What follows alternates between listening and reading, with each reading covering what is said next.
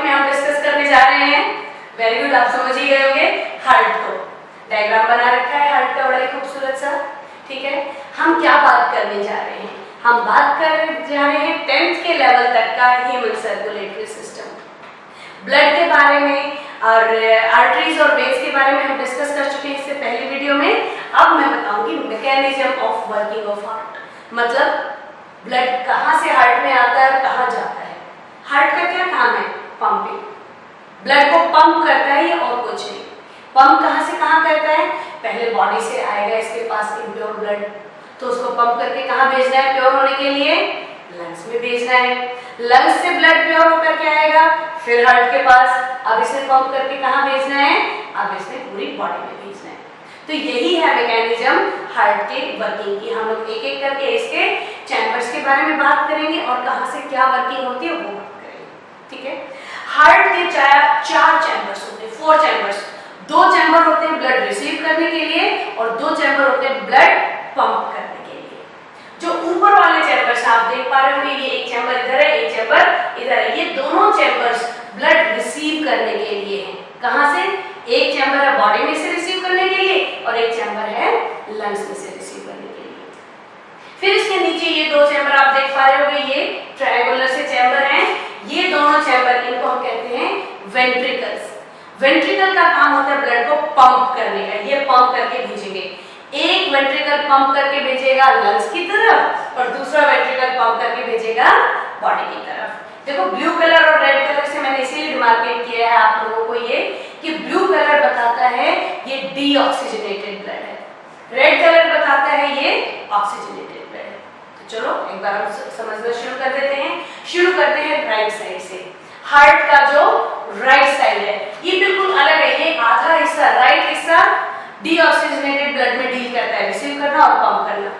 ये वाला हिस्सा ऑक्सीजनेटेड ब्लड में डील करता है, रिसीव करना और पंप करना। देखो राइट से शुरू करते हैं। राइट ऑरिकल, ये जो है auricle, this is right auricle. ये यहाँ तक का चैम्बर जो है, इसमें ब्लड 2 जगह से आता है। हमारे हार्ट से ऊपर वाला हिस्सा होता है सुपीरियर, तो वेना कावा। वेना कावा क्या होती है?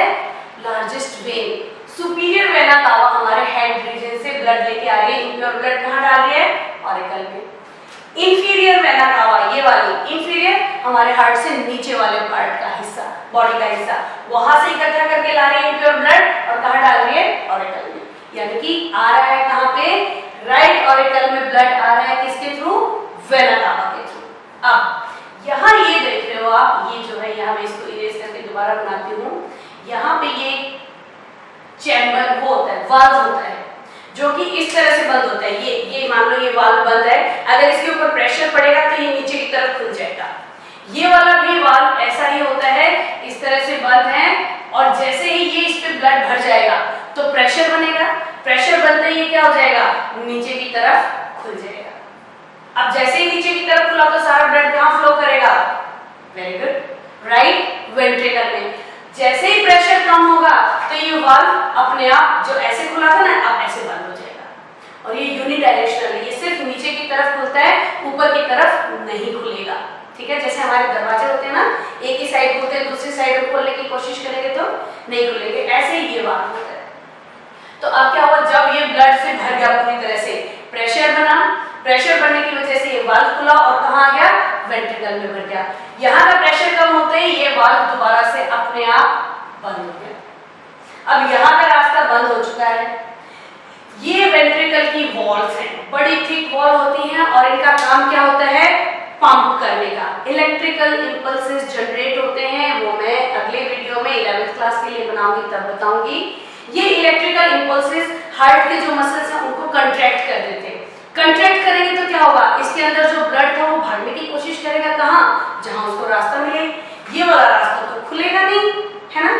ये देखो यहाँ पे एक और वाल्व होता है इसी तरह का, जैसे ऊपर वाल्व था, यहाँ पे ये वाल्व होता है और ये कहाँ खुलता है? ऊपर की तरफ खुलता है प्रेशर आते। तो यहाँ जब भी पंप होगा तो ये वाल्व खुल जाएगा इस तरह से। और ये कहाँ जा रहा है? देखो जरा, ये है आपकी पल्मोनरी आर्टरी। पल्मोनरी नाम आते ही समझ जाइए किससे रिलेटेड है? लंग्स से रिलेटेड है। ये वो आर्टरी है जो हार्ट से ब्लड लेके जा रही है कहाँ की तरफ? लंग्स की तरफ। क्या करवाने के लिए?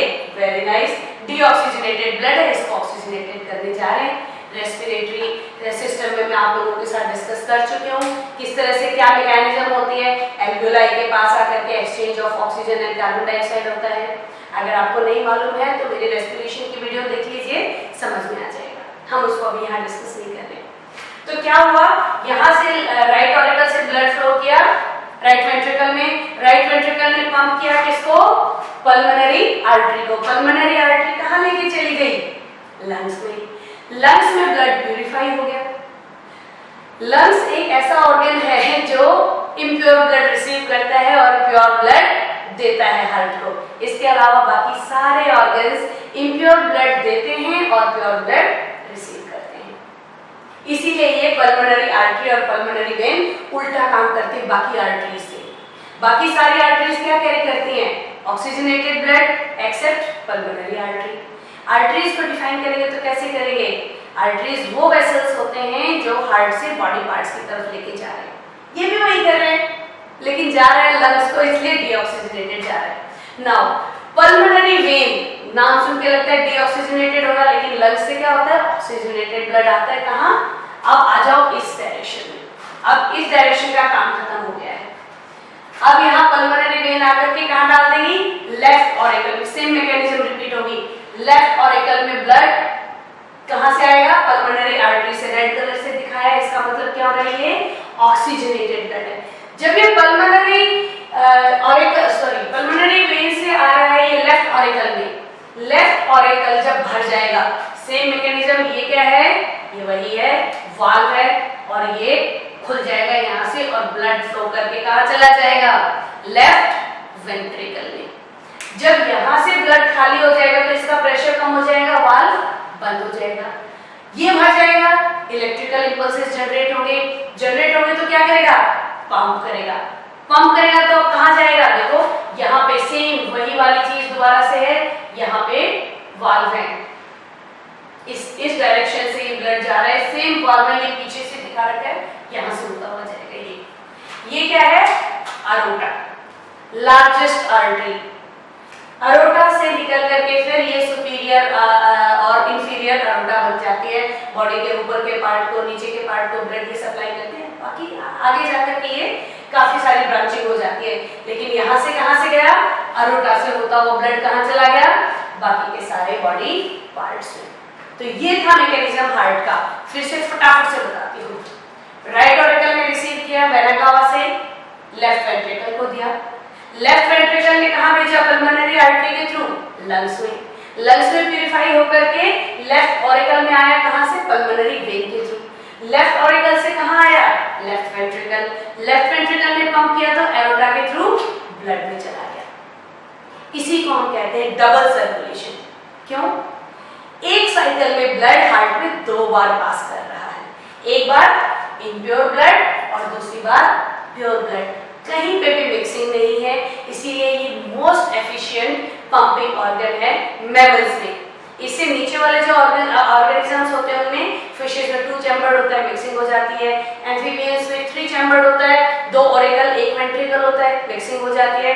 रेप्टाइल्स में भी इनकम्प्लीट डिवीजन होता है वेंट्रिकल का, कंप्लीटली डिवाइड नहीं होते एक्सेप्ट क्रोकोडाइल, तो वहां पे भी मिक्सिंग के चांसेस हो जाते हैं। मैमल्स में और बर्ड्स में 4 चैम्बर्ड हार्ट होता है, जिसमें ब्लड की मिक्सिंग बिल्कुल नहीं होती है, ज्यादा एनर्जी एफिशिएंट होता है।